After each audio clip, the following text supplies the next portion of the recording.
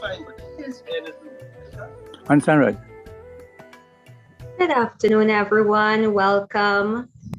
And ladies and gentlemen, namaste. Assalamu alaikum. Happy New Year. Good evening or good morning to all of you, depending on the time zone in which you live, because there are always people in this meeting from all over the world. I am Shakira Mohammed of Trinidad and Tobago, a teacher for the past 14 years, and this is the 135th edition of our Zoom public meeting. We sincerely thank all those who have contributed in whatever way to the success of this ongoing Pan-Indo-Caribbean and Pan-Indian Diaspora global project. So for 134 unbroken continuous weeks, we have been here every single Sunday. In the past 2 years, 9 months and 1 week, we have featured over 453 presenters from all parts of the world, speaking on 134 topics. Ladies and gentlemen, this is a weekly forum being hosted by the Indo-Caribbean Cultural Center, a legally registered research and publishing company operating since 2010. And like today, we often partner with the Amina Ghafoor Institute for the Study of Indentureship and its Legacies, led by Professor David Dabidine. In order to continue this weekly program and to make it bigger and better, we are asking that you kindly give us your suggestions as well as donations, and you can contact Dr. Kumar Mahabir for details. Ladies and gentlemen, our moderator for this evening or tonight is Shalama Mohammed, the co-director of this Zoom platform, who is a business teacher and researcher from Trinidad and Tobago. She obtained her master's degree in business psychology from Franklin University in the USA, and she's a strong advocate for health and wellness practices based on traditional and alternative healing. Shalama, welcome. Please take over.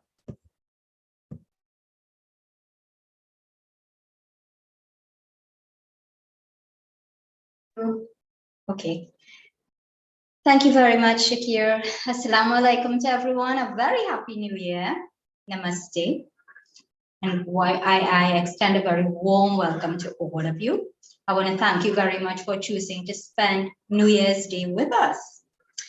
So today's public meeting will take the form of a discussion in which our guest speakers will be responding to questions.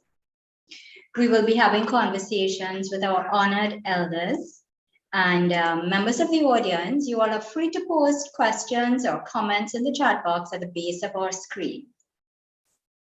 We want to remind you all that we are avoiding trolls from invading our program, and so our IT manager, Robin Ramsing, would have muted everyone. Speakers are advised not to admit anyone, not to unmute anyone, and not to allow anyone to share your screens, please.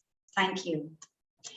Our event today should not exceed 2 hours, and today, as you all would be well aware, we are having live conversations with our Indian elders.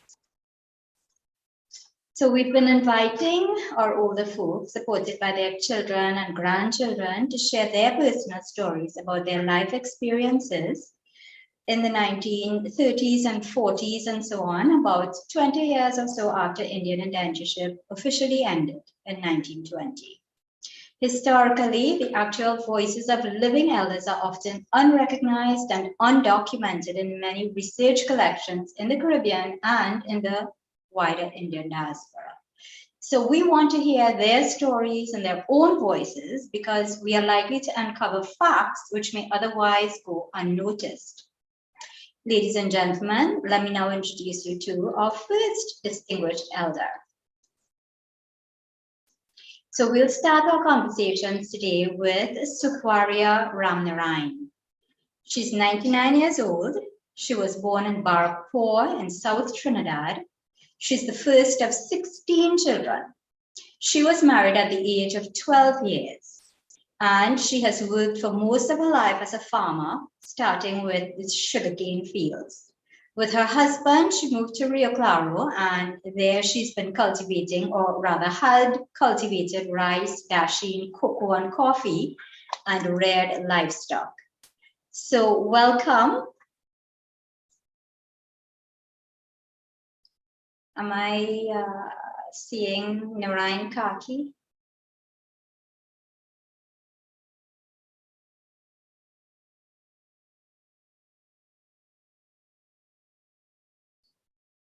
Is Narayan Kaki hearing me?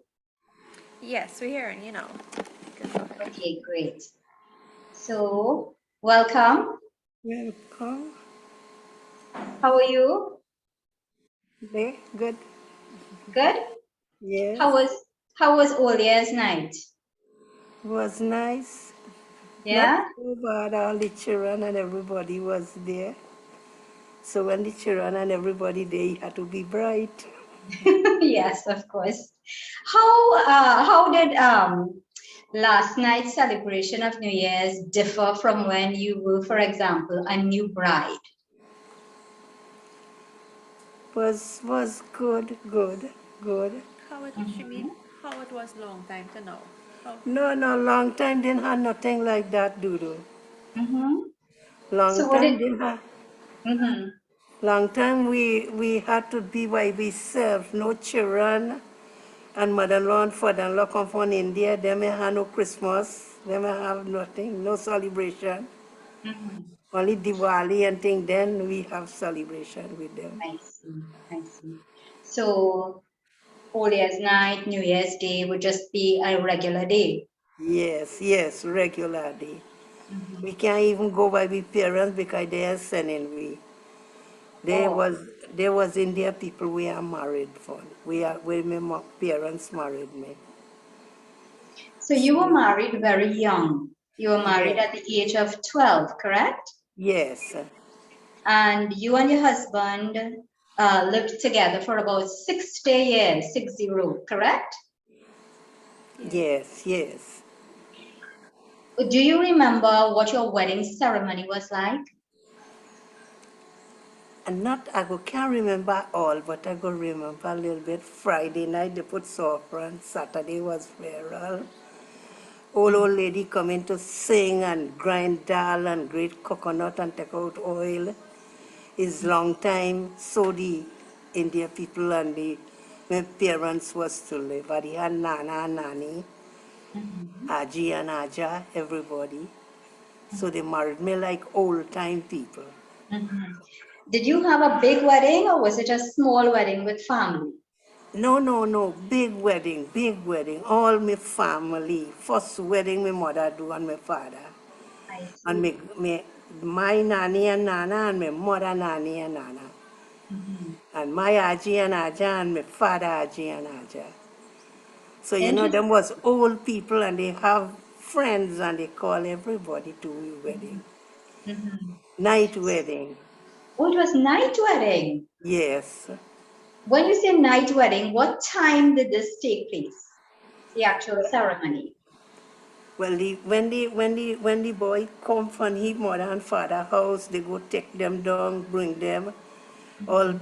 all about 9, 10 o'clock in the night, the wedding was to go out because plenty pow puja in and thing with the tarya and thing. Mhm. And so, and they had to remain whole night. And in morning, they dress me and send me. So you wore something different for the actual ceremony than for what you were leaving the house with.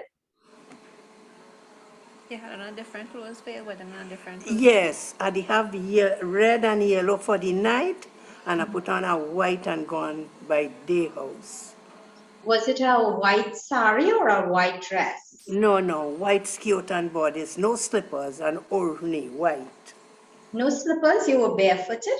Yes, India people then want no beer, no slippers and thing. Oh, I see. You could wear an jewel and orni, big orni. Mhm. So I have a habit to study orni now. Continue. Very nice. So when you were 12 years old, you were told you were going to get married. Did you No, feel that you should not be married at that age? Did you prefer to do something else, or were you in complete agreement? No, I ain't gone no school and thing. That those days children can't say nothing. They have to hear what the parents say, what the old people say. Mhm. The old nanny, nana, everybody want to marry me, and these people and them agree. They sad too, and they come and they see me, and they agree to marry me. Mhm. So I couldn't have seen nothing, not a word I could see. Where they say sit down, I sit down. Where they say get up, I get up. So when you went into your in-laws' home, now you were married, you were born in Barracoa. Yes. Where were your in-laws living? Voodoo Trace, Pinal. In Pinal. So you left Barracoa and you would have gone to Pinal. Yes. How long was the journey from Barracoa to Pinal? No, I can't know that, you know. You can't remember. Yes. Okay, But and did you? they go with a car. They go with the wedding gown with the car, remain, and they put me in the car and they send me. Okay, so there was a car at the time. Yes, yes. Everybody didn't have car, only rich people they have. Okay, so were your in-laws rich people? Was it their car? Oh, no, no, no. Them didn't rich, them the poor than my father and mother. My father and mother was rich with animal and rice planting and cane and thing. Mhm. But this, my side, the only planting garden in the crop time. Mhm. And there people, plenty bygone and melon and thing they plant and they sell and they live with that. Okay, so you grew up in this, you were living in an agricultural area. You grew up as a wife in another agricultural area. How was your life different as a married woman? Oh God, it is difficult but I live. It is difficult to go by sadhu people and you have to hear them what they say and you have to do what they say. Everything was clean. You had to get to leave a house and thing, you know? Mhm. How was Sadhu people different from your family? Yes, because Apart from what you just said, that they were clean and you had to leave and so on. Isn't that something that you had to do home as well with your parents? yes, but we parents, they still have board house and thing to scrub and clean and thing. But this year, there's one only dot house them they have. Oh, I see. All Okay. the wall and thing was dot. All the room and thing make with dot to leap it. Mm-hmm. They said that's a tapir house. Mm-hmm. So they was to make me do it and I do it. I do it. Okay. They And have to sorry, go ahead. they had to teach me to do it, you know, because it's done so little and they want to marry me. So I'm gone. Sometime good and sometime up and down it have in life. Eh? Yeah. But that still happens now, right? Yes. Yeah, yeah. How old were you when you had your first child? Oh God. 20 years I didn't have no child, so they say I have to leave now and go back to my mother's house. How did that make you feel? That make me feel real bad. Everybody get and I didn't have. So I did have a godfather, father by me, by we down the, we are married then. He was an old person and he so like me that my parents couldn't have come by them. He stand up for me. He say, I's a little child yet and I do so much a nice thing for them. Mind my father-in-law, mother-in-law, doing all the work, doing good thing for the villagers, you know. Don't mind a little, but I'm doing what I afford. And they go and they bring me back again. And then, well, after 20 years, the girl, my daughter born. So did you have to take any special kind of medicine or vitamins or bush teas or anything like that in order for you to become pregnant? No, no, no, no. I ain't use nothing. It's the littleness. How are the little? And when I walk in, I was to see, have my period, and I was to pass it out. Right. How little are the day? Yeah. And you So couldn't tell them nothing about all that happening to you. not even your mother-in-law? Well, my mother-in-law was in there. People, she wanted to hear nothing. When she said, do something, I had to do it. If she said, take up a bag of rice, I had to take it up. If she Did said, she take up, speak? Did she speak English or did she speak Hindi No, or Hindi, both? Hindi, What? Hindi, Hindi, Hindi Hindi. only? Only Hindi. So And so if she had to tell you to come to pick up the bag of rice, what would she say? How would she say it? she said, come, utao basta, muri padhar. Take up the bag of rice and put it on your head and walk with it. And where are you going with this bag of rice? Well, we have to bring it in the house and fly it and dry it to carry it in the mill to grind. There was a stock food. Right, okay. So how would you take it to the mill? Would you take it by animal cart or what? No, no, no. When it dry, we flying it and we toting it and we head and going to the mill. Oh, so you're walking. Yes, what to walk. How often did you visit your parents? Oh, don't say that, none. Don't ask me that. Yes, yes. When my father come, I can't go front him. I can't go front him. I had to hide and see him, and he was to get up and go. So if you did go out front to see him, what would happen? No, the old lady and old man say you can't come out when your father come here. When you go by your father's house, you will see your father and mother. So And once a when year, they was to send me one day, one night only, one night. did you ever discuss that with your husband and ask him to see your parents No, more no, no, often? husband can't say nothing. The mother-in-law and father-in-law ruling the both party. Okay. He the little, I the little. Oh, I see. How much older was he than you? I can't tell you, but he did still have his school clothes put on in when he married. So he went to school. Yeah, he went to school, day-based school, but I didn't go to school.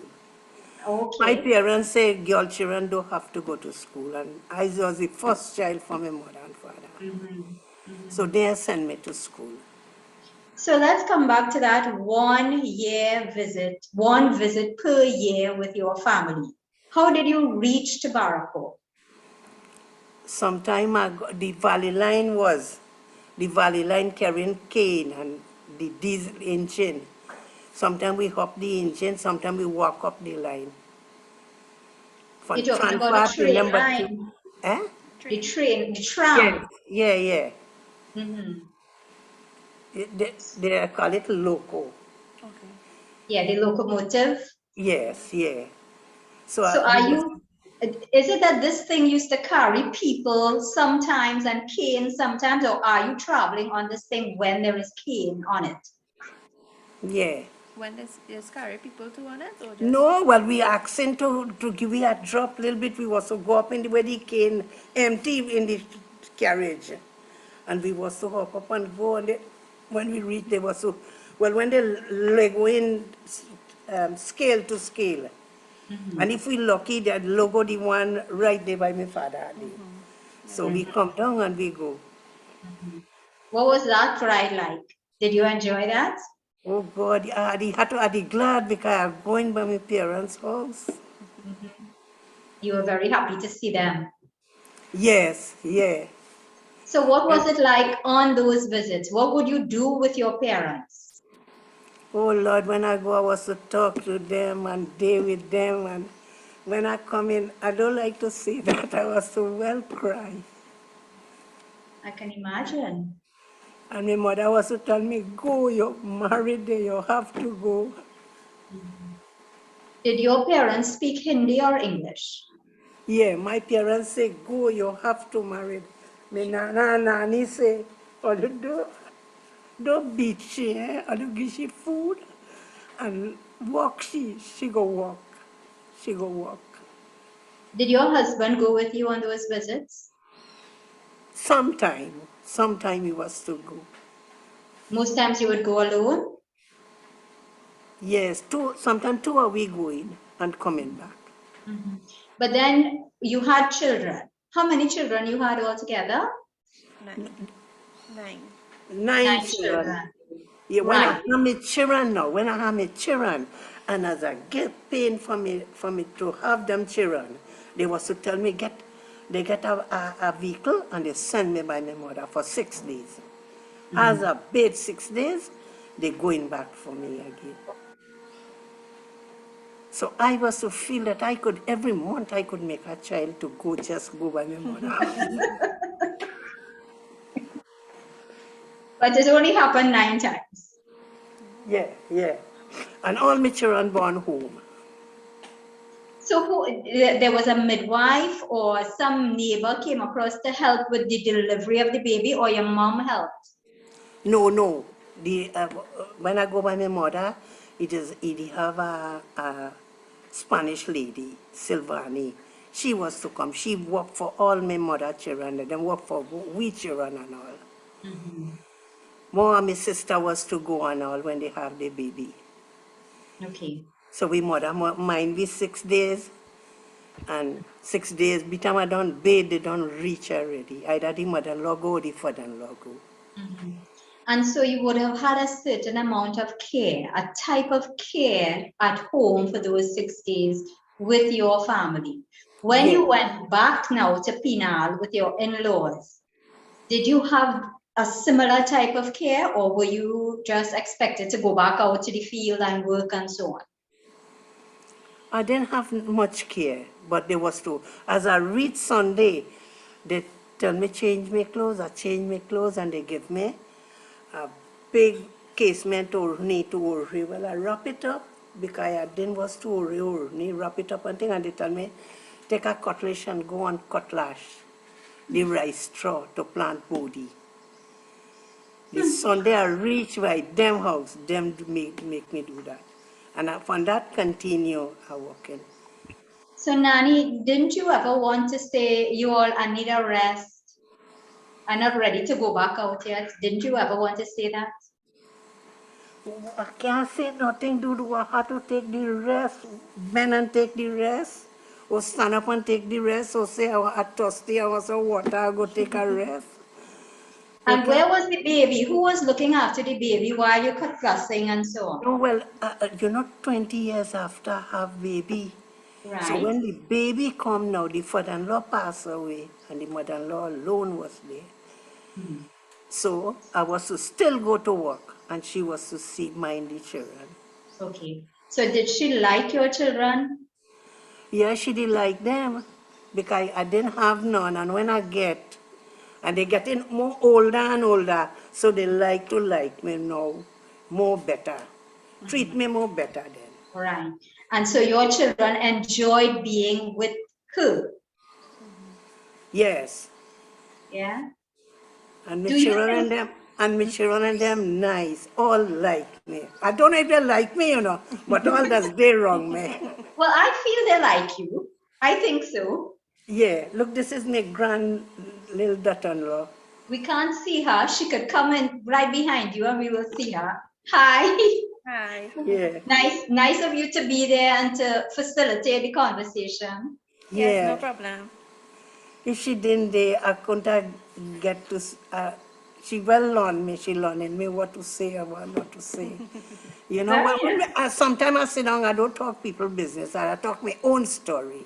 Right. I mean, Yeah. life story. Yeah. That's the important thing. So Yeah. what I want to know is your children. How many daughters did you have? 5 daughters and 4 sons. Right. So do you feel your daughters had an easier life than you did? Plenty easier life. But what did you do differently from your parents and your in-laws that made their life easier? I don't know how to answer that. Okay, let me see if I could simplify it for you. When you were 12 years old, your parents told you you had to get married, right? When your first daughter was growing up, did you think she should get married as a teenager, or did you think she should get married at an older age? No. The father said we have to let the children get big, then to marry them. We can't do like with them India people do and married you so little and see so much of trouble. But one thing, they give it plenty trouble for clothes and work and all kind of thing. But they never had up for food. If it's dal and rice 3 hours, Maggi and rice 3 hours, No meat and thing. I never eat no meat. So So all your up to this day, I did one standard yet. I don't know how far I go reach. You Well, you've know? done extremely well. So come December of this year, right? Your birthday is was on December 10th. You turned 99, and come December 10th, you will be 100. So you've been doing good. The vegetarian diet suits you. Yes, yes. I don't want to Yeah. change it. I don't know. But when my life coming out, you don't know where I go fall. Who going to put what, you know? Yes, I understand. Yeah, you can't say that, yes, you know, eyes are clean, eyes are saint. When your life falling, you don't know where you're going. Yeah, yeah. I want to come back to your daughters.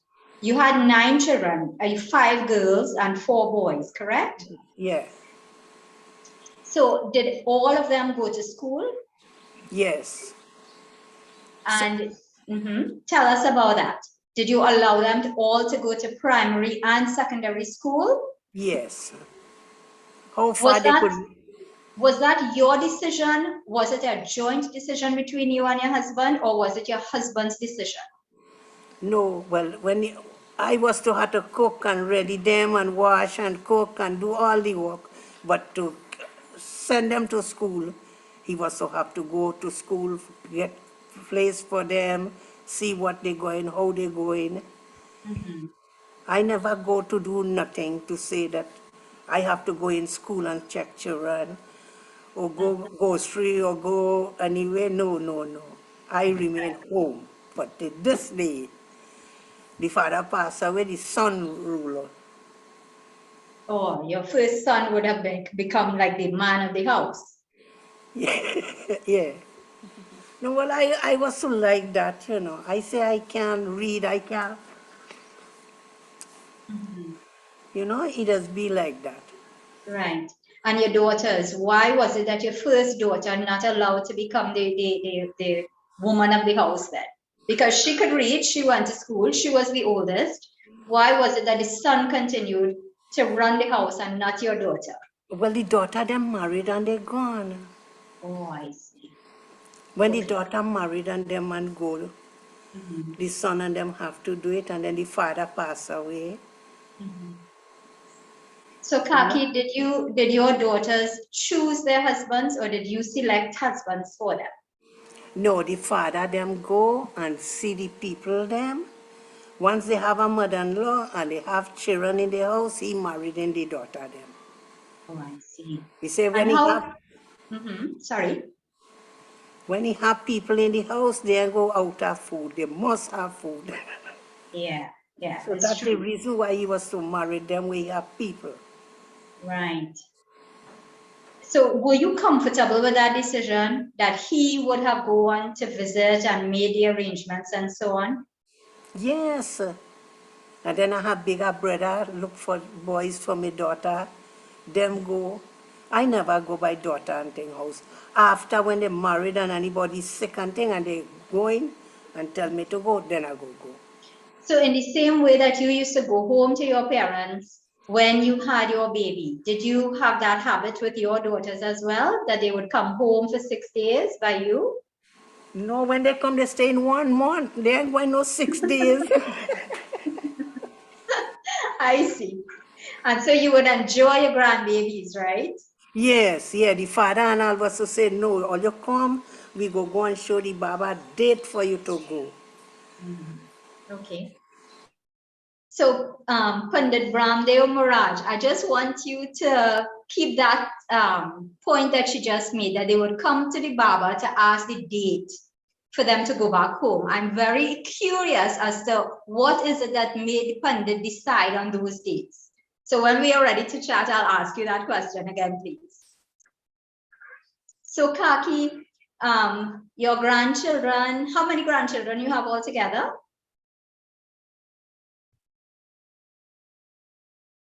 Kaki? I think her screen is frozen. Yeah, it looks so. But somebody was asking in the chat if she knows Hindi, if she knows Yes. some songs and the Godna song, the tattoo songs. Okay, I think And she's back. yeah. Okay, Kaki, are you back? You hearing me now? Hello? Hello? Okay. Granddaughter. Wait. Yes, yeah. Oh, it seems we lost them. Yeah. Oh. Right. Well, you all, unfortunately, we can't, unless she rejoins, we won't be able to continue that conversation. But I think it was a very interesting conversation that we just had with Sukwaria Ramnarayan, who's 99 years old. She's looking so good for 99 years old. So whoever is here from her family, you all are doing a really good job of taking care of her. And thank you very, very much for having her on with us and for having her share her story. We really appreciate it. Oh, she's re-entering. I just readmitted. Let's see if we get her back on. And one question on the chat was, were her sons treated equally as her daughters? I think you did. Yeah, we her kind of that. covered Yeah. that. Yeah, the son was given preference, despite the fact that both boys and girls were given education and so on. Yeah. Okay. So Narayan Kaki, can you hear me? Yes, baby. Okay, so we lost you there for a second. Thank you for joining back. So I just wanted to know one thing again. We're going to wrap up very quickly. I know you must want to take a little relax now. Is there anything you want to share with us about life in general? Any life lessons you learned that you would want us to know about? And the good now. Anything you want to share with them about life that Where we share? is good with everybody? You lived a long time and you're very healthy and you're happy. So what is it that, apart from having a vegetarian diet, which seems to have worked very well for you, you had hard work, you tolerated a situation that was rather difficult when you were a child and growing up into marriage, but you were a very good mother, you're a good grandmother. I think you're a great grandmother now, right? Yeah. Yeah. So what do you think we can take from your life that will make our life better? Yes. She wants to know what you could tell them. What I could tell you to live happy and good and nice. Truth, faithful, and live a nice life. That's all I could say. And all I want to do while I'm living, let me live a nice life, sweet life, laugh, talk, be happy. Terrific. So in that laughing and talking, do you also sing? Yeah. Well, you will. Can you sing something for us? You want to sing something for them? If to sing? Yeah. Can you sing for us? No, good Mama, song. I can't The sing. tattoo? Okay. Tell us about, did you get a godna when you got married? What? A good man. Did you get that? Yeah, watch I have it here, Ram now. Let me see. Yeah. Just hold it a little closer. It's still there. Never fades, right?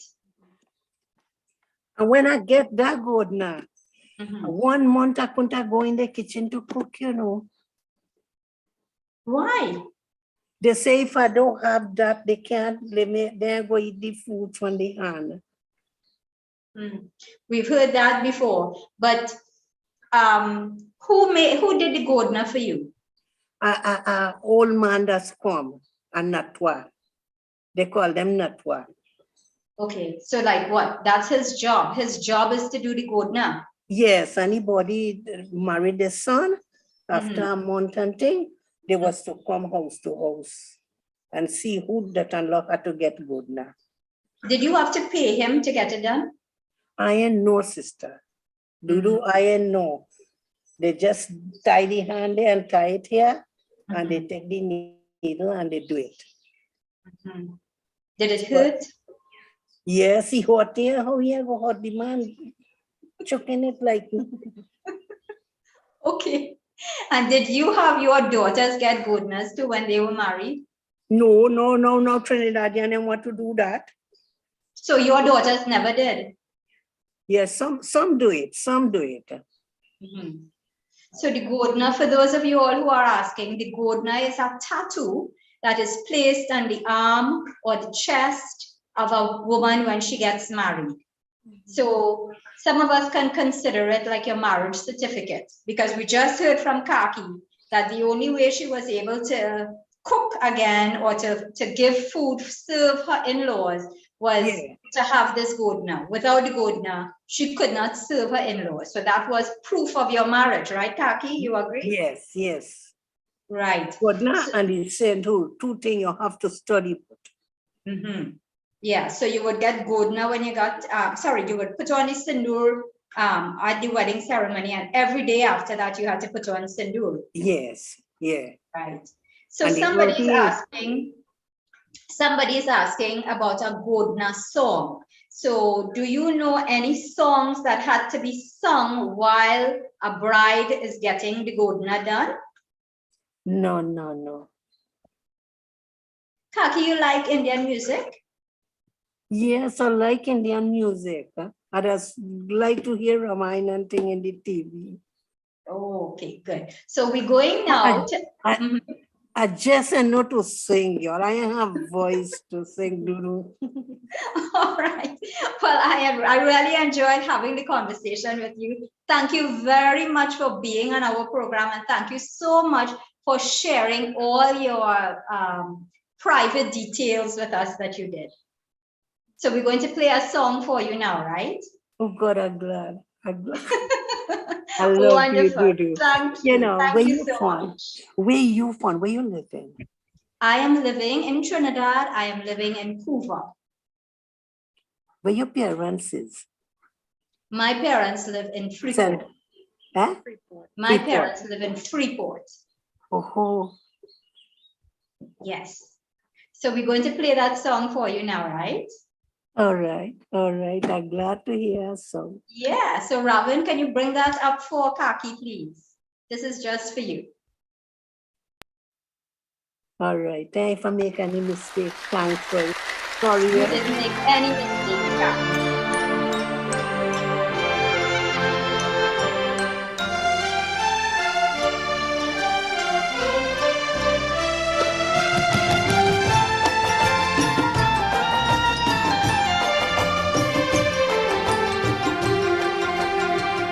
जो वादा किया वो निभाना पड़ेगा, रोके ज़माना चाहे रोके खुदाई तुम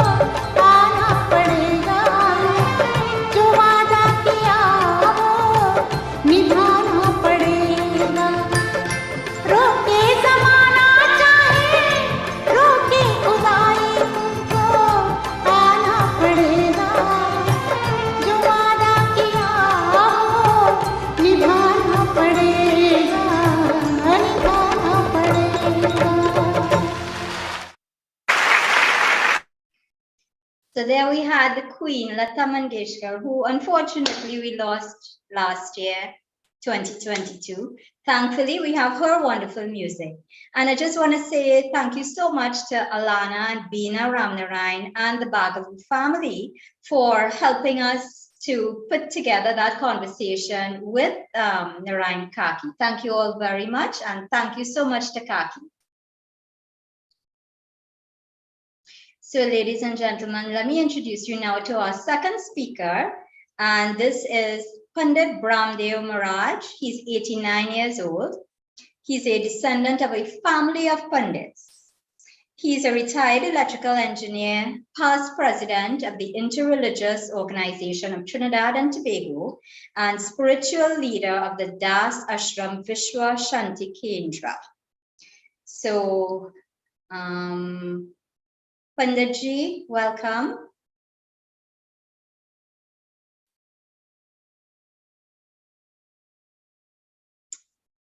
We need to have him unmuted, please. Robin. Panditji, can you hear me? Yes, I can. Okay, great. So now I can hear you. Well, good. So I have to share with you that our good friend, Loknath, when he received the invitation to today's program, he was nice enough to share a little experience with you while you were an engineer with TN Tech. You were with TN Tech, correct? Yeah. Yes. Yeah, so maybe you can share it with the audience. If you have 2 light poles with ants' nests,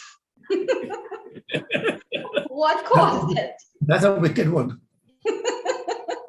So maybe you want to share that with our audience. Who caused the ants' nest, Panditji? The house, the light pole, or what? It comes from the ground. Oh, it comes from the ground. So it's not the house, it's not the light pole. Comes from the ground. And it's suppose it's their choice whether they choose the house or the pole, not the antennas. Uh-huh. So So, the ants, brilliant. yeah, because only the bachaks, the woodlice to ransom, not TNT, not nobody else. So how did the electricity, for those of you who don't know, TNTEC, Trinidad and Tobago Electricity Commission, is the only organization, it's a state-run enterprise that is responsible for electricity distribution in Trinidad and Tobago. So Panditji, sorry, yes, correct me if I'm wrong, please. No. Before the Electricity Commission came into being, Port of Spain and San Fernando supplied their people with electricity. But TNTEC eventually took over the entire country, including the 2 boroughs. With distribution of electricity. Yeah, They were responsible for distribution, but what about power generation? Who generated electricity, or how was that done? it was the responsibility of TNTEC in the beginning. But now the generation is handled by another company and the transmission and distribution by TNTEC. Right. So when did you join TNTEC? When I joined, Yeah, when did you join TNTEC? I joined TNTEC in 1953 as an engineering assistant. Were you a pundit already at that time? Not in the Trinidad sense.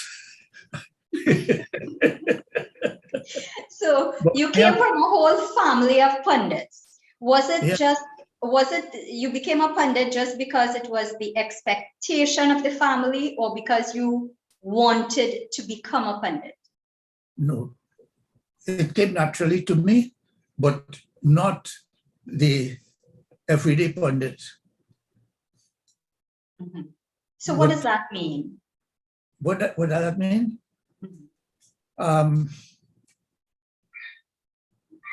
My business as a pundit is not only to tell people how to live, but show by example. Okay, so you became the Dharmachar and so on.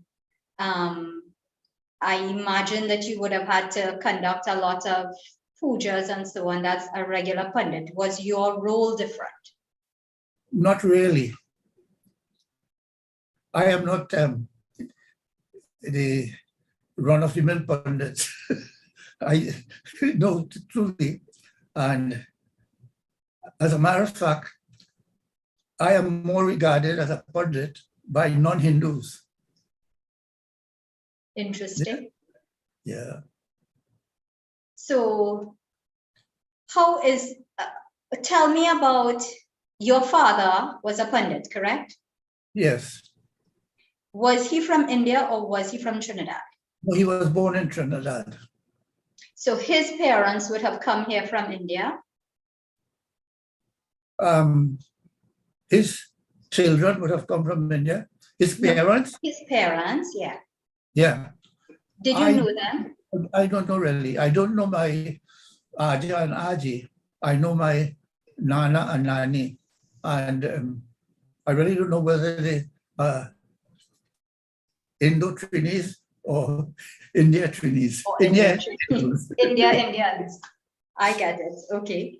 So what can you tell us about your father as a pundit?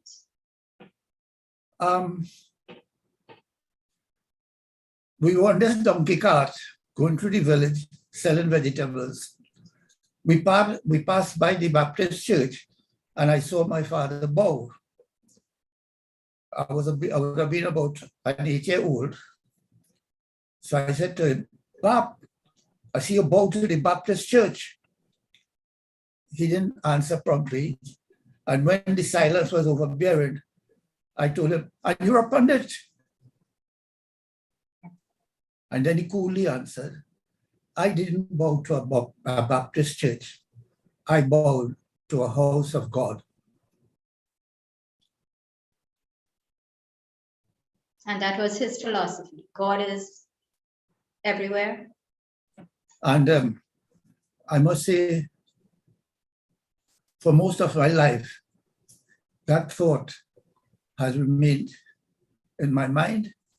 And as a matter of fact, I was granted a Religious Harmony Award by the late Archbishop Pantin and Mystic Father Awardee by Pope Paul II.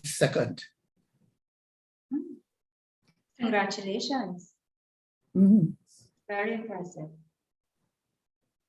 What do you think, apart from that lesson that you would have learned from your father, what specific lessons did you learn from him as a father? Honesty is not always the best policy. Do share. And he exemplified by saying, this father is returning home from work and the house is on fire and he sees it in the distance. So he hurriedly calls out, come, I brought sweets. Well, you know, children would drop whatever they're doing and run for sweets, which is what he wanted. Had he told them the house was on fire, the next thing you know, they're going to look where the fire was. Yeah, so, and counseling addicts at Heal, helping every addict live. To make the point, I said, we are having our session here. A man runs past and we see him run and we know where he's hiding. But immediately after him is a man with cutlass in hand. And the man says, where? What do we say? Look in the bathroom. No. I said, what we say is, who? You see, murder for any reason is not justifiable. So, yes, Honesty is not always the best policy. As a matter of fact, whatever we do is laudable or not, depending upon whether it promotes betterment or not. Yeah, that's a Yeah. good analogy, and it's a good philosophy as well. Yeah. Thing about being honest, you must never lie to save your skin. Yeah. Lie to save somebody else if you have to. Yeah, you must never lie to save your skin, because that wouldn't promote betterment. So in your, should I say practice, Mrs. Tiwari, Mrs. Kamla Tiwari, and thank you very much for connecting us with Pandit Ramdev Maharaj. She just reminded us that you're considered more of a spiritual guide. So in your role as a spiritual guide, who do you attend to? People of various religions or essentially Hindus? Spirituality is not confined to any religion. Spirituality unifies. It doesn't divide, as religion does. And I push spirituality, not religion. Excellent. So are we likely to find you in a mosque reading namaz, in a church, in a temple, or in a corner of your house, just in a quiet space, communicating with your Creator?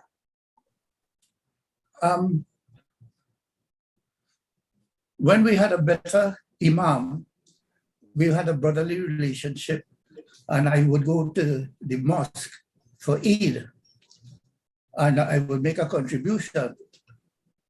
On one occasion, a Muslim fellow said, "Baba, you could have stood where there's a special place in the mosque where the imam alone stands to deliver the Khutbah.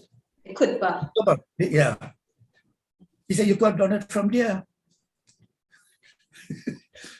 But you see, look at the difference there.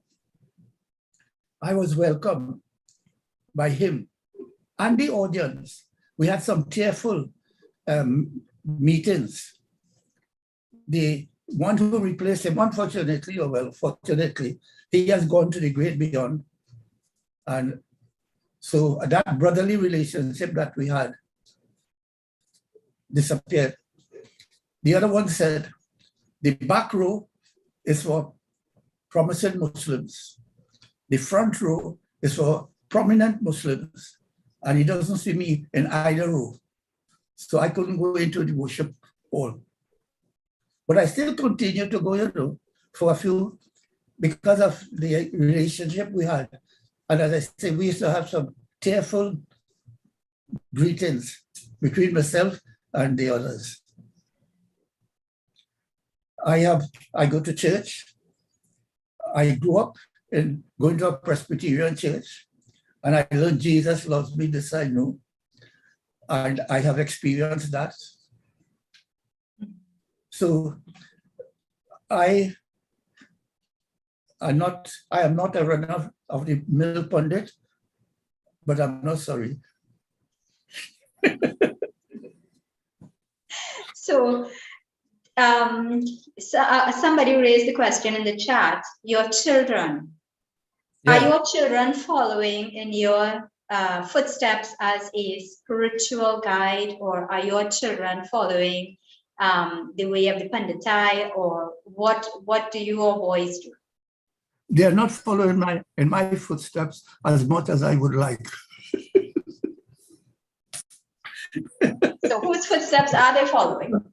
But our daughter, Sharda, at present, she has a program on Jagriti, Ek Saath. And it's a very good program. Her presentation was really well received. And in addition to that, she conducts teaching Sanskrit online and music. in a mandir. So she is making a contribution that is worthwhile. My boy, and incidentally, we are all retirees.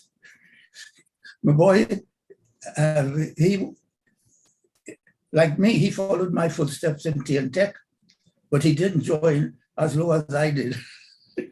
Didn't? Could you repeat that? He didn't join the ladder at the lower rung that I did. Oh, I see. Yeah. So he has done well as an engineer, and in his way, he has been a credit to tea and tech and the people, by extension, the people.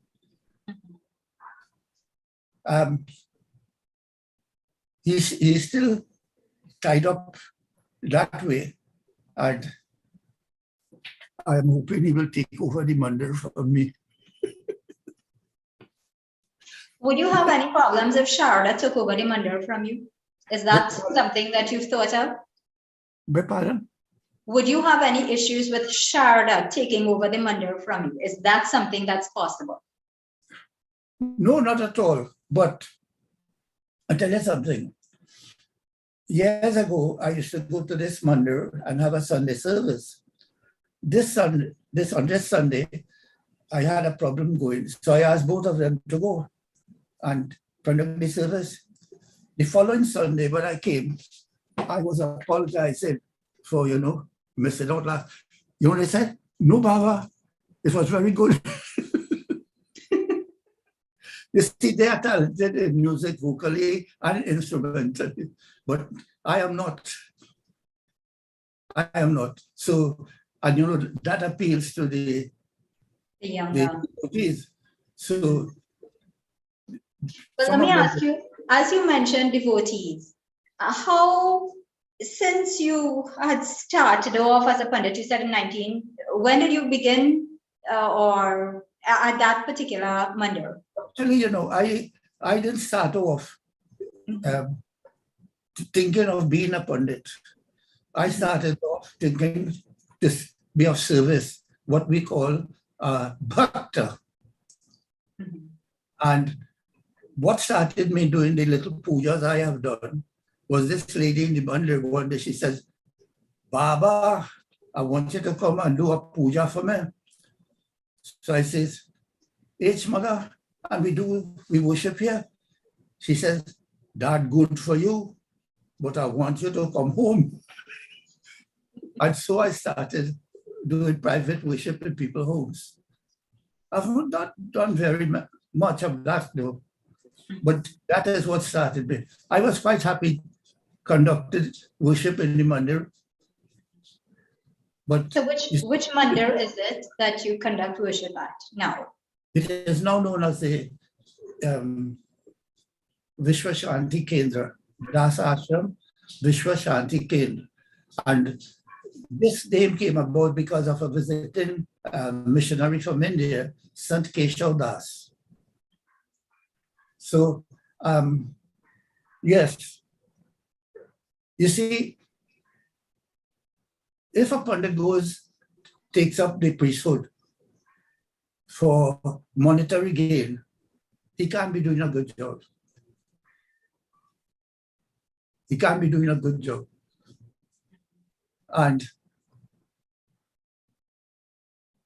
it is not for me to say what most of them do or not do.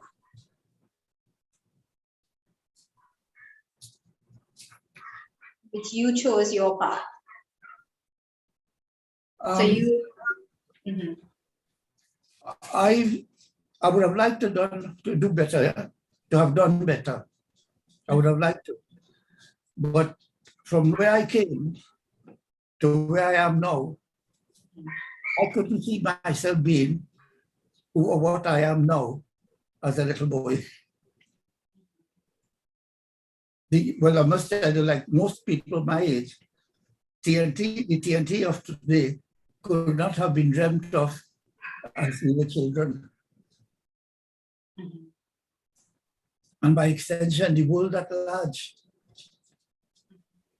The world at large. As children, you respected every elder in the village. And if you think you will complain about being disciplined at home, you will be more disciplined at home. So you kept quiet about this.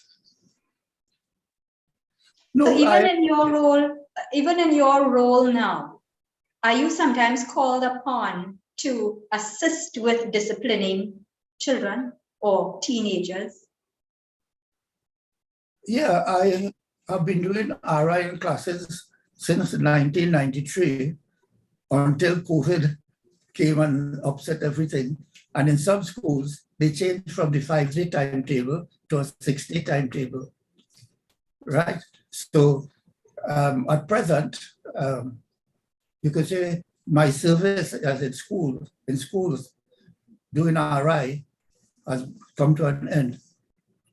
Now, I am almost fully occupied with this rehab center. I have been involved in rehabilitation, not only drug addicts, but people as a whole, since 1993. And I like to think of myself as a science and art of living advocate. So in your rehabilitation work, how much of it reflects Indian cultural knowledge, Indian cultural practices, or philosophy? Any at all? No. Religion is not pushed at the rehab center. No, I'm not asking about religion per se. I'm talking about Indian culture or Indian philosophy, not Hindu religion or Hindu philosophy. We don't promote any particular culture, except that if you want to put a name, human culture. That is the culture we push at HEAL. And you know, that is the most important culture. What makes it the most important? The culturing of you and I as human beings. We are not human beings just because we have this human body, you know. And sad to say, too many of us are really not human beings. That is fact. And the sooner that is realized, the better it will be for everybody, including the birds and the bees. What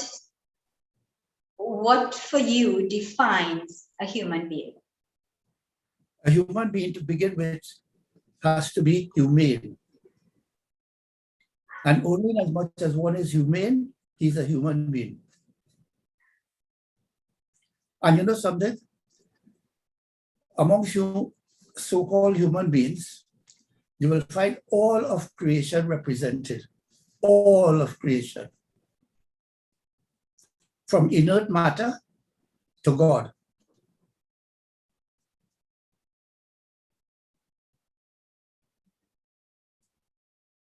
Go on.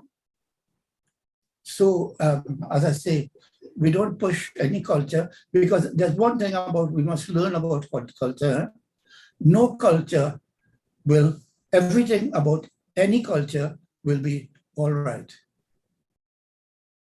I don't know that there's any culture that about which everything is right.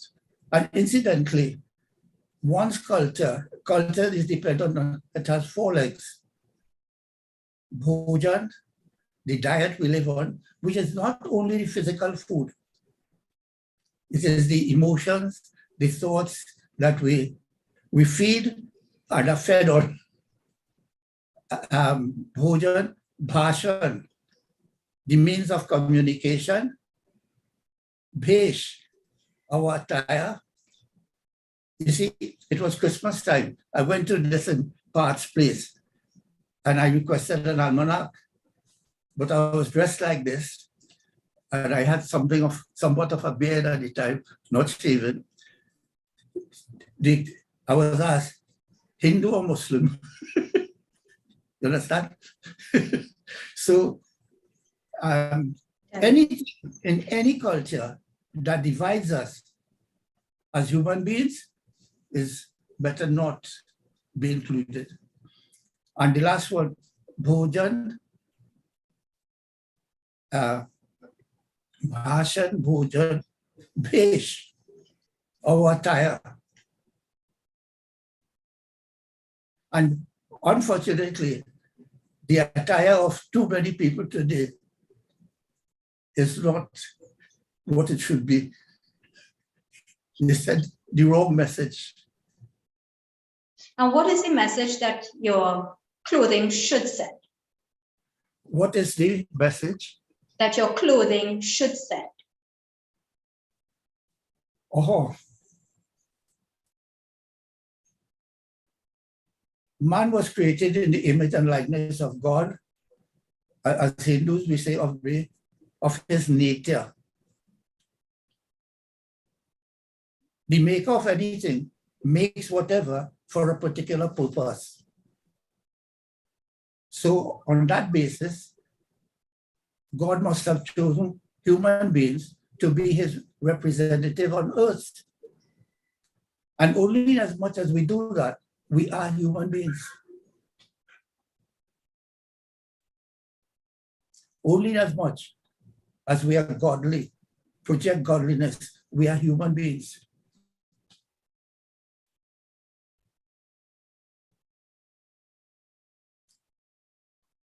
So how do we see the clothing exemplified in that? You see, if man will only be what he was meant to be on earth,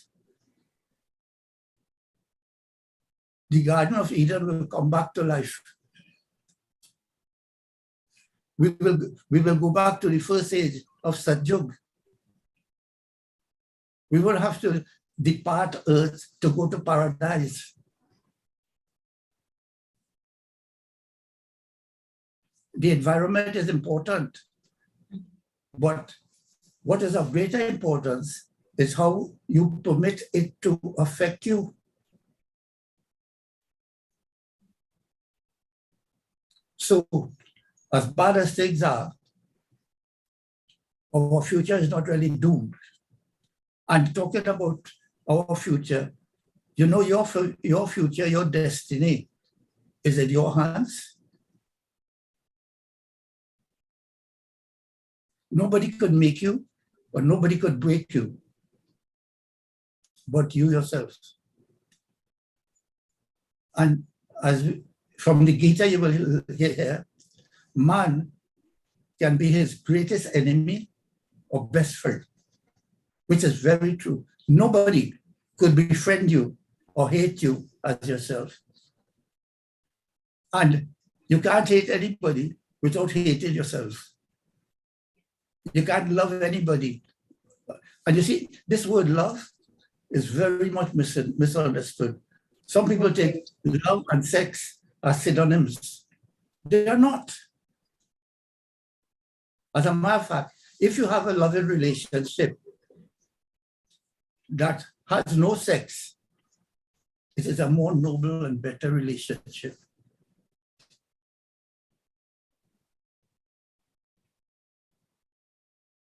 Well, Panditji, I want to say you've really given us a lot of food for thought, very insightful conversation, quite enlightening. And unfortunately, I need to move on now to our third speaker, but I really would have loved to chat with you for a whole hour. So maybe I need to come to one of your sessions in Imander. Be my guest. I appreciate that. Thank you so much. Thank you. My cell number is 791-7902. Landline. Yeah, cell number 79102. But I must warn you. A third party heard me given my cell number. He said, "What is he doesn't answer his phone." Okay, so I'll send you messages instead. Thank you very, very much. We really appreciate all that you've shared with us. Very important life lessons. I want to thank you so much. I'm looking. You muted yourself there. Okay, you're muted there, so I want to move on. Unfortunately, we weren't able to hear your last statement, but I'm going to move on now to our third speaker. And with that, I also want to say again, thank you so much to Mrs. Kamla Tiwari and Kirti Shukla for connecting us with Panditji. So ladies and gentlemen, let me now welcome Devkali Ramrup Katwaru. She's 83 years old. She was born on January 26, 1939 in Woodland, Trinidad. So we have a birthday to celebrate later this month. She was married at the age of 16. She's a mother of 6 children. And for the past 50 years or so, she has been actively involved in agriculture. So is Aji here with us?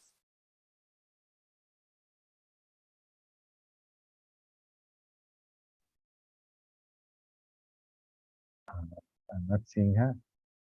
No, can you confirm, please? Can you unmute if you're here or someone who is assisting her? Can you unmute? Or raise your electronic hand so we would know you are in the virtual room. Is Cassandra or Janki here?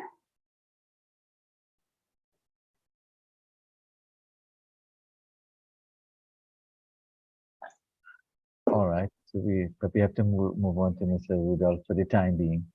Okay, so while we await, let us bring on then our the other gentleman who's with us. And Mr. Rudolph Ramgulam, I want to thank you very much for your patience. You have been waiting a little while. So ladies and gentlemen, let me just share a little bit with you about Mr. Rudolph Ramgulam. He's 82 years old. He attended the Naparima College, which is a Presbyterian educational institution. He retired as an administrative officer 5 in the Ministry of Legal Affairs. He's an autobiographer of the unpublished manuscript, which is entitled Home on the Hill. Mr. Ramgulam, welcome. Can you unmute, please?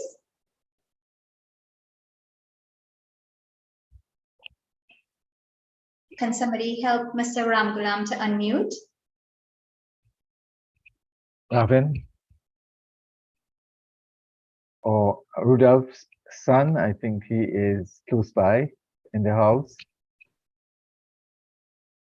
Mr. Rudolph, Ramgulam, sorry, Mr. Ramgulam, we are seeing you, but we are not hearing you because your mic is still muted.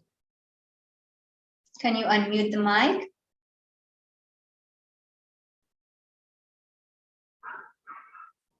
Is he still on his phone? yes, he's here, but we're I'm seeing seeing him, but we him. can't hear him. Yeah. Rudolph, can you ask your son to help you, please?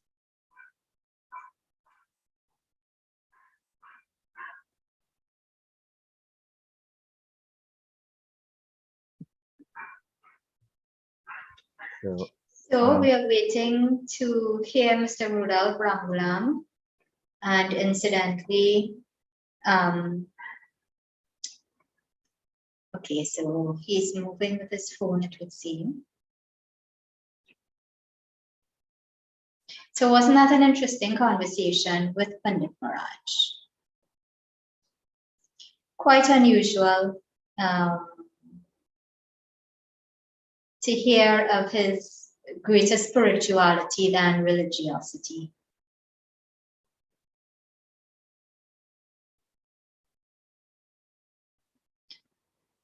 Dr. Mahabir, can you please give Mrs. Katwaru a call?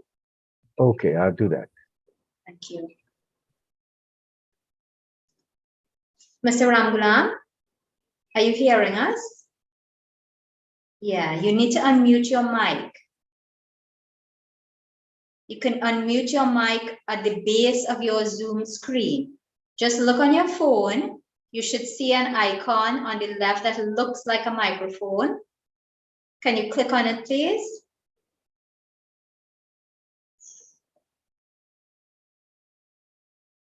Daryl, thank you. He's using a phone, so it's not as easy. We were hearing you. Mr. Ramgulam, we're still not hearing you. You are still muted. So the other speaker, the female one, is the elder is unable. So we will have only Mr. Rudolph. Okay. While he's sorting out, let's just pause for some music. Robin, can you just bring up the next? Oh, there we go. There we go. Hello. I see Mr. Ramgulam is unmuted now. It is unmuted. Hello, are you hearing me? You've only now unmuted him. We weren't hearing him before. We were seeing him, but not hearing him. So we can hear you now. We are hearing you now. Are you hearing us? I am not hearing you very loudly at all, though. Okay, why don't you take him back inside the house? He's inside the house. He's inside now because I realized that he was walking. Okay. No, he's inside, but I'm hearing you very faintly. Okay. Can you adjust the volume on your mic on his phone? The volume on my mic is actually at the maximum right now. Oh, okay. All right. Because everybody's hearing clearly. Yeah, everybody here is hearing quite clearly. Audio problem. Okay. Is not at our I end. don't know why you are not hearing him, but I could barely hear. I mean, you all hearing him, but I can't hear you at all very well. Okay. Can he hear me? I have to stick the phone next to my ear. Okay. Can he hear me though? Barely. He has to put the phone by his ear. Do you have an ear plug in the house? Earphone? Hold on. Yeah, maybe that might help. So let's get the music by time. Yeah, let's just pause for some music while they're sorting that out. I don't. Let me see if I can find a pair of earphones. Hold on. No problem. So we will just play some music meanwhile, okay? Okay, thank you. Sure. Is that ending on it?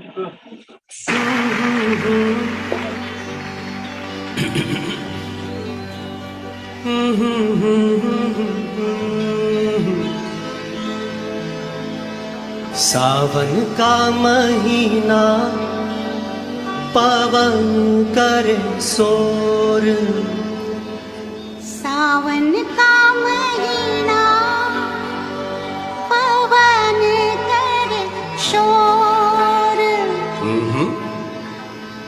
पवन करे शोर पवन करे शोर अरे बाबा शोर नहीं शोर शोर पवन करे शोर ठीक है मैं आपको ठीक बोलने की मेरी हिम्मत का सारे आके मार देंगे मुझे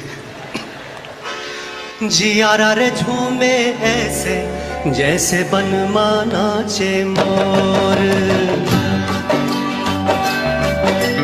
सावन का महीना पवन करे शोर जियारा रे झूमे ऐसे जैसे बनमाना चे मोर सावन का महीना पवन करे शोर जिया रे झूमे से जैसे बनवाना चे मोर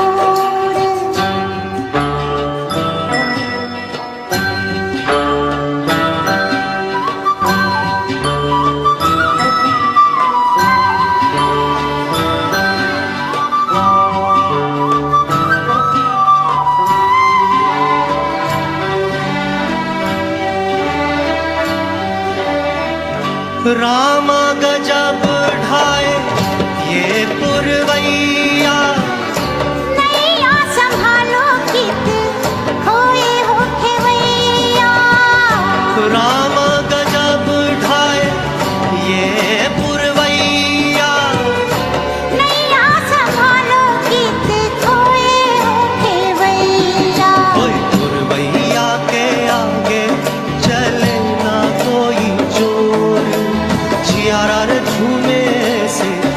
जैसे बनमाना छे मोर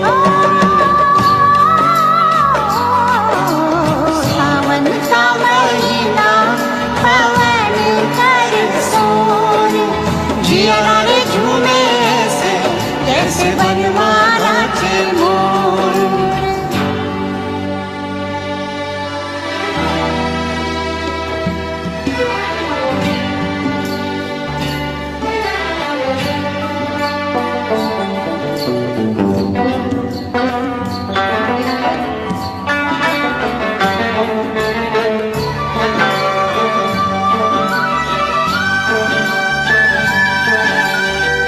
मौजवा करे क्या जाने हमको इशारा जाना कहाँ है पूछे नदिया की धारा मौजवा करे क्या जाने हमको इशारा जाना कहाँ है पूछे नदिया की धारा ओए मर्जी है तुम्हारी ले जाओ जिस ओर जिया रे झूमे ऐसे जैसे बनवाना चे मोर ओ, सावन का महीना पवन कर सोर जिया रे झूमे ऐसे जैसे बनवाना चे मोर जिया रे झूमे ऐसे जैसे बनवाना चे मोर जिया रे झूमे ऐसे जैसे बनवाना चे मोर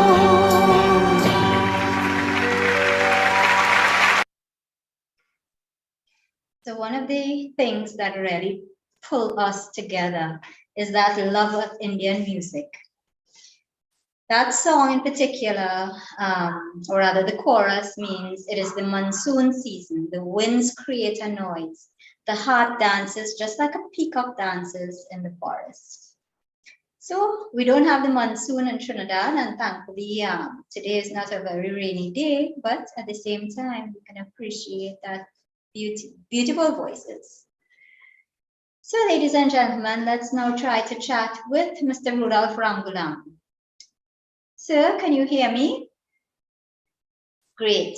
I need you to unmute your mic. I need you to unmute your mic now. You have remuted. I want you to unmute if you can, please. Just hit the mic icon to unmute. Okay, right. Oh, good. Wonderful. So we can hear you now. Okay, ma'am. So we're so sorry about all the technological glitches. Well, yes, it happens sometimes. Yeah. So let's have you share a little bit with us about your life and how you, as a young Indian boy, would have managed at Naparima College, this Presbyterian school. Were you Presbyterian? No, I was Hindu. I was Hindu. And what And was the process? What was the right, process for you to get into NAPS? Well, there was a class in school called a bursary class. And because I was bright in class, I was picked to be in the bursary class. It's also called a special class. Okay? And we had to do an entrance exam. And after you pass that examination, you were selected. So you were in a special class in which primary school? Superior Road Presbyterian School. So tell us a little bit about Superior Road Presbyterian School. Were most of the students bright? This is a country school. Children come from poor homes and so on, where the parents are not too literate. So they had an average of ability. So very few people passed I was the first 2 students from that school to have passed this examination. Wow, so you were very special. Yes, I would say so. Were you treated very special by the teachers as well as the people in Siparia who were in But your what happened community? what happened with the Primacy Prior? I became a star, like, because when I passed them on the road, they say, "Hey, look, Rudy Rambulam, he's going to Nafrema College. Tell me about that school. Tell me about that school," and so on and so on. Mhm. Yeah. So how did that star boy status work for you in the community, apart from them calling you out to find out about the school? Well, I was always well respected, and whenever I pass by home, they say, "Hi, how are you going to school? So how is school? A big school you're going to? A small school you're going to?" And so on and so on. Yeah. So did this work for you with the girls? With the girls? No, I was still too young. I was just about 10 and a half or 11. So, at that time, I wasn't really interested in that. So tell us later on when you eventually got married and so on. How old were you? We're going too fast. What I'd be happy to tell you some of my experiences as a child. Sure. Okay. You can Right. do that, yeah. I was born in a place they call Robert Hill. And we lived on a parcel of land about 5 acres big. And we had a house. We had a house right on top of the hill. So that there was a track. There was a track from the road up the hill. So down the hill first. You have to go down the hill first, and then you have to go up the hill. And we had to we had no TV, no radio, no electricity, no telephone, no pipe-borne water, and so on and so on. So we had to tote water, bathe in the pools and streams, and we played games like we pitch marbles and play tops, fly kites, catch birds, catch fishes, and so on and so on. Was Okay. this land privately owned by your parents? Yes, it was owned by my grandfather. So this is land he perhaps would have gotten through indentureship? That is right, madam. Yeah. Yeah.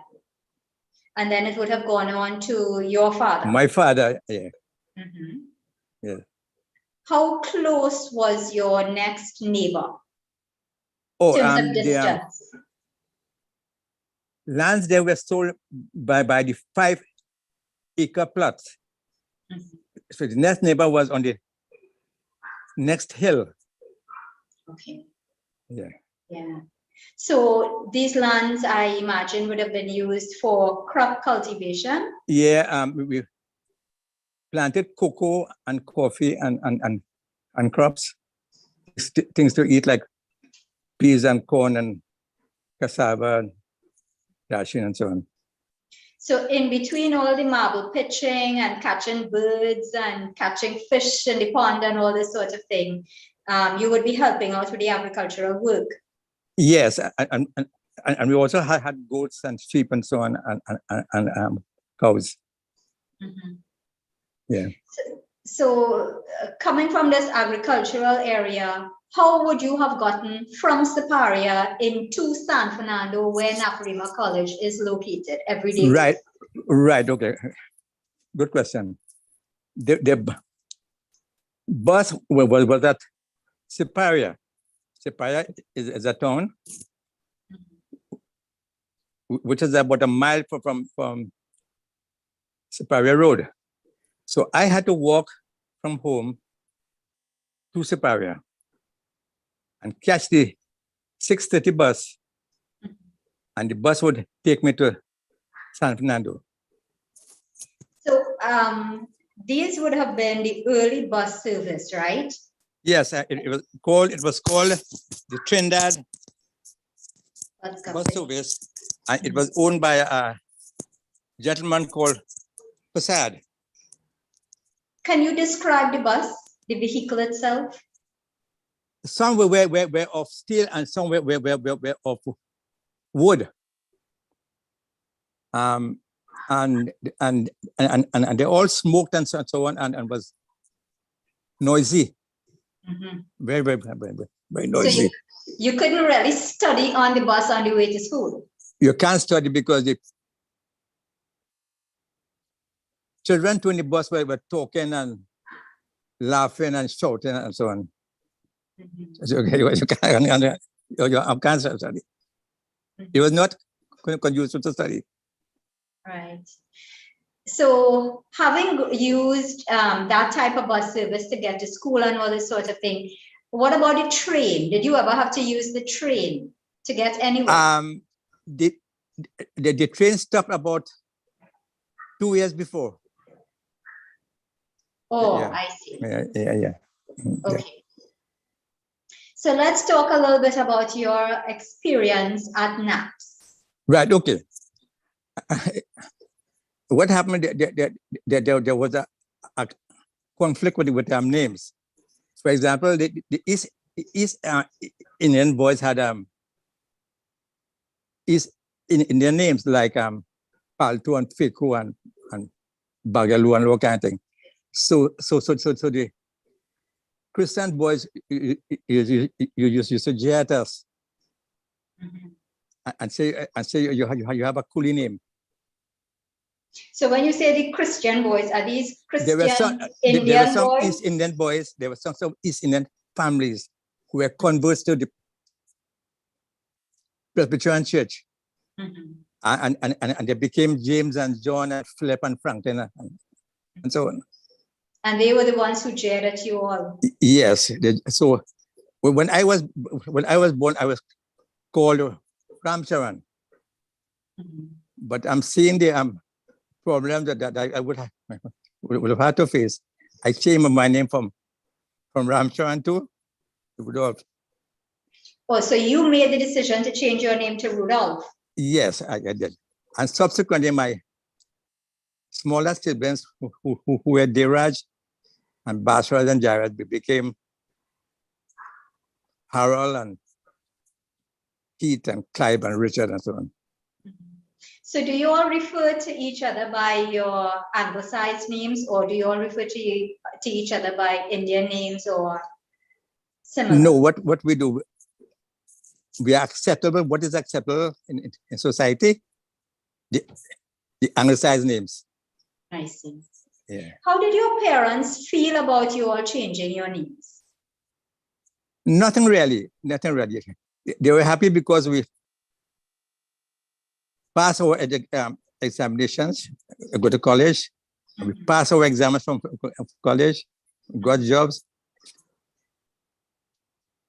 started working to help everybody, and so on. So they were all happy. And because they were happy, that issue became a non-issue. A non-issue, right. So tell us a little bit about your parents. My father, Ram Gulam, used to be a monitor in school. You know what's a monitor in school? Could you just A monitor explain that for the is a benefit person. of everybody? Okay. A monitor is a person that they chose from the class, a person who was quite bright but couldn't pass the exam to go to college. So they were chosen to teach. So what they became a teacher in training.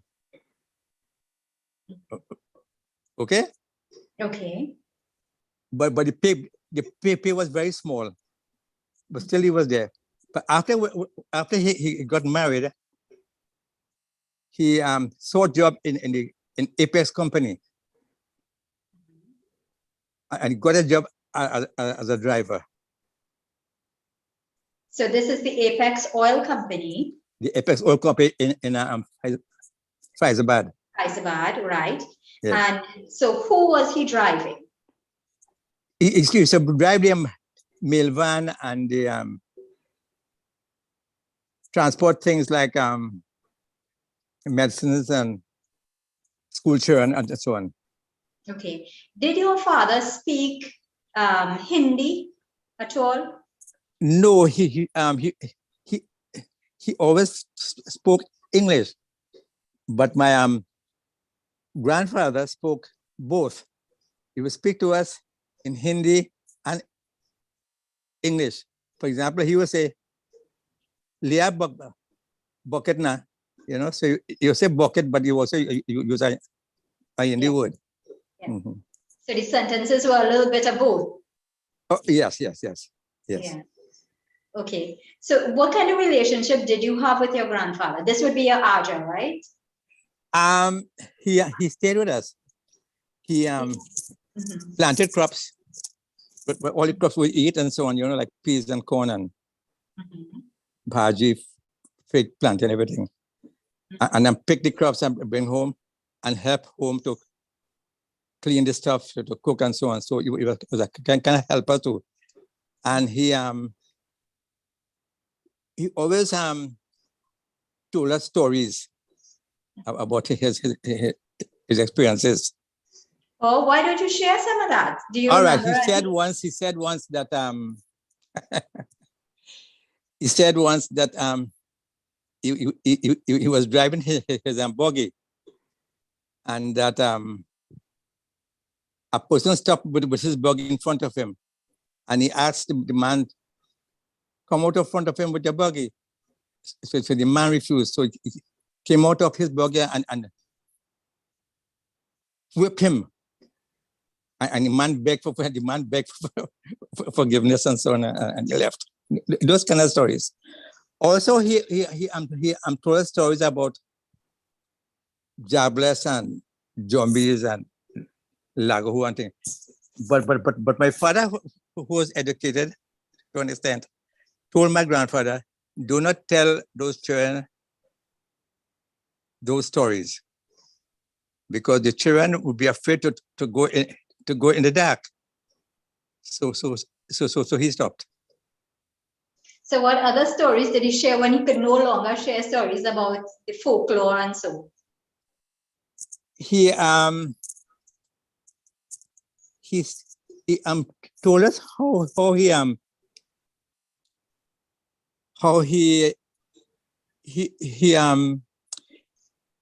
he told us how when he came, he didn't have a job, so he started a coal pit.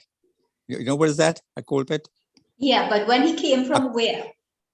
Well, assigned to an estate. He was assigned for the estate, and after he was assigned to a estate, it's 5 acres of land. He came on the land, but when he come on the land, which estate was he assigned to? right, he was estate to the Union Hall Estate. It is now called Diamond Village. Okay. If you know there, Diamond Village, right? Union Hall Estate. And what was his name? Did he have two names or one name? Just one name, Dev Narayan. Oh, I see. Okay. Right. So he came in Superior Road, 5 acres of land, and he had just 5 acres of land. He didn't have a job, but you have land. So what he did, he cut down the trees, built a pit, put the logs on each other, set it on fire, and it smoked slowly. So after about 2 weeks or 3 weeks, all those wood will turn into coal, convert into coal. Right. So what he had a donkey cart, and he packed the coals on the cart and donkey cart, and he took it to Superior, which is the town, and he sold it to the African people, because the African people had coal pots. So he sold the coal to them.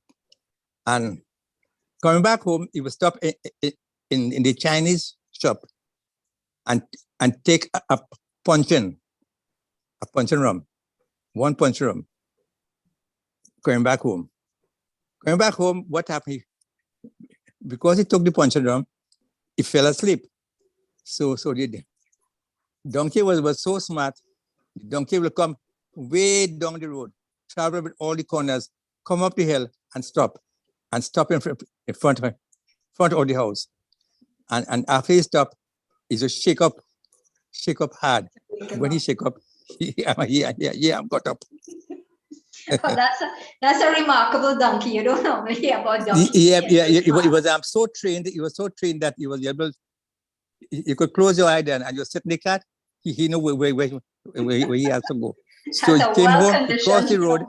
He crossed the road, and he came up the hill where we live, and stopped where he's supposed to stop. And my grandfather by then will open his eyes and so on. So those were the kind of stories he told us. Did you know your Aji? No, he told me she died very young. She was from Bamboo Village. You know Bamboo Village? Diamond Village. After Diamond Village, they called Bamboo Village. She was from there. And she got ill quite young. And because of the fact at that time, there were not too many doctors around and so on. And I suppose she got sick and died. Really? So how many siblings did your father have? He had a brother and 3 sisters. Yeah. Okay, and so he would have grown up without his mother? She died. She died when he was about 20. Oh, I see. Okay. He So would he know was- her, but I don't know her. Okay, I see. So did you enjoy your time with your Aja? Yes, because when he died, at the time he died, was employed as a clerk at the courthouse in Superior. And my brother came and came to the office and said, quietly, very quietly, "Ba dead." So I asked the officer in charge from time off and so on. Came down home and I saw him in the hammock, dead. I cried for him. Because we were so close to him. I don't think I ever cried for my own parents. My father died, my mother. I don't think I ever cried for them. But when he died, I cried. So you enjoyed your time with him. And I just want to ask, growing up as this young Indian boy who went to a Presbyterian school, who had all the challenges that went with it, yes. How easy was it for you to transition from school into your career at the courthouse? Well, the work in offices are the same in all offices. If you're a clerk at the courthouse, or you're a clerk at the warden's office, or you're a clerk at the finance, you have to do some accounting, you have to do some, you have to entries, you have to make entries, you have to do reports and so on. So the education in the school, in our college, prepare you so that you will understand instructions. So you are coached wherever you are. You understand? In the court, for example, the senior people in the court coach too. They coach you. And because you have an education, from a school, secondary school that is, you could understand and appreciate what they are saying and understand what you have to do. So the transition wasn't really hard because you're educated, and because you are educated, you could understand things, processes, and so on. Right, but I'm not talking about the systems and processes. I'm talking about your transition from school life to working life. Were you placed in the job with the assistance of NAPS? Did you apply for the job and did you get it easily? I'll explain to you. Everybody have to apply for a job from the Director of Personnel Administration. You know what I mean? They are the employment agency for the government. Right. You apply for a job as a clerk because that's what you could do. And they place you either in a courthouse, the warden office, Ministry of Agriculture, wherever there is a vacancy, they place you. Right. So from NAPS, you went to A levels, or you went straight to work? I didn't do any A levels because at the time I was anxious to go to work and earn some money to buy some clothes and so on and so on. Yeah. Yeah. So did you enjoy your career? Yes, I spent 40 years in government. I spent 40 years in government. I worked at the courthouse.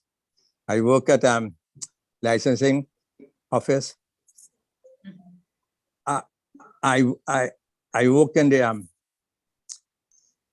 Ministry of Legal Affairs. I worked in several other places. Yeah. But what I enjoyed more when I became a senior person, because the books were there and the salary was good, and traveling jobs. There were traveling jobs and so on. So it was quite good. So having led that interesting life, is there anything that you want to share with our audience? I think what I can tell young people is that you have to have dreams, and you have to dream. Because when we are poor, I dreamt that what I want is, I want to have a good home, get married to a girl educated like me, have children, have a good home, have a good car, travel and so on, the parts of the world, and so on and so on. And if you have dreams, you will strive towards those dreams. But if you don't have any dream, you just go around the world aimlessly. And that family life is important. Family support important. And as far as possible, you stay in the family. You support them. You help them, and you stay in that family. And I'm sure that if you do those things, it'll be okay. Excellent. Thank you very much, sir. We really appreciate. You're very, very welcome. Thank you. We appreciate all the time that you took to be with us. And I just want to bring today's program to a close with those closing comments from you. Thank you. Thank you very much. So, ladies and gentlemen, let's just extend our appreciation to Mr. Ramgulam's sister, Nan, who was able to put us in touch with him. And so we were able to conduct this interview. I want to say thank you to all our elders for their time, their sacrifice in being here and in navigating the technology to be able to chat with us. I want to thank them for their knowledge and for sharing all that they have with us. This meeting was recorded and would be uploaded later on YouTube permanently for posterity. It was also live streamed on the YouTube channel of the Indo-Caribbean Cultural Center. And I just want to say hi to everybody who's on YouTube. And I want to thank all of you all for being with us and sharing your New Year's Day with us. Thank you so much. I'll now hand you over to Shakira to bring today's session to a formal close. Thank you, Shalama, for being a wonderful moderator again. And remember that we are still looking for more Indian elders over 80 years old to interview live next month for part 5 of this series. So we are asking their children and grandchildren to help us in this oral history project. And we want to thank all of you for taking the time to participate, and thank you especially to the elders. As I've said before, this public meeting is being hosted by the Indo-Caribbean Cultural Center and the Amina Ghafoor Institute for the Study of Indentureship and its Legacies, led by Professor David Davidine. You can feel free to contact the ICC to publish any of your books and reports.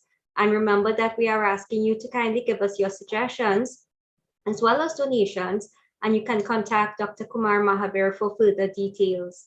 We want to thank the advisory and planning team led by Dr. Kumar Mahabir. Thank you also to our IT manager behind the scenes, Ravin. So thank you, Ravin Ramsingh, who has been recording the program and will edit and upload it to our website and to YouTube permanently for posterity. Our topic next Sunday will be Live Conversations with Elders Part 5. So please visit our channel on YouTube to see all our past recordings. I am Shakira Mohammed of Trinidad and Tobago saying goodbye.